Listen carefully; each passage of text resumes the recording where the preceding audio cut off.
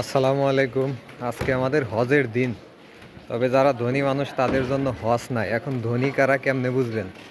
যারা জায়নামাজ নিয়ে মসজিদে আসে তারা ধনী মানুষ।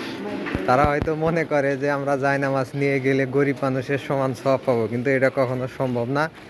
ইসলামে এটা লিখিত কোনো নিয়ম কানুন নাই। এখন বিষয় হলো, তাইলে জায়নামাজ নিয়ে কেন আসে?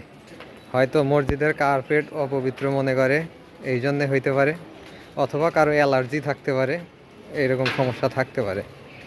এখন বিষয় হলো, এই জায়নামাজ আনার কারণে আমাদের কি কি সমস্যা হয়।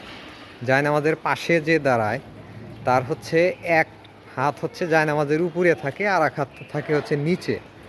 সেজদা দেওয়ার ক্ষেত্রে সমস্যা হয়। যেমন হচ্ছে, ঠিক জায়নামাজের শির যদি এই বরাবর পড়ে, তাহলে এক পাশে ফাঁকা থাকবে, আর এক পাশে হচ্ছে আপনি সেজদা মাটিতে ঠেকাইতে পারবেন। তো এখন বিষয় হলো,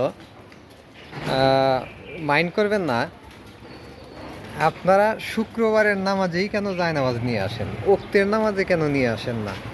তার মানে কি আপনারা শুধু শুক্রবারের নামাজটাই পড়তে আসেন, ওক্তের নামাজ পড়েন না, এই তো? জায়নামাজ আনার যুক্তি কি আসলে, মসজিদে জায়নামাজ নিয়ে আসা? কারো জানা থাকলে একটু বলবেন। আমার কথা একটু হার্ড হয়ে গেলে কিছু মনে করবেন না। আসলে এটা একটা বিরক্তি কারণ হচ্ছে, যদি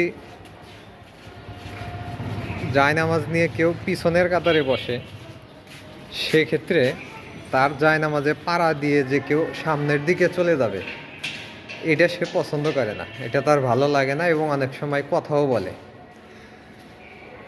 তো জায়নামাজ কেন আপনারা নিয়ে আসেন মসজিদে? বেশি সওয়াবের আশায়, নাকি মসজিদকেও অপবিত্র মনে হয়? একটু জানাবেন।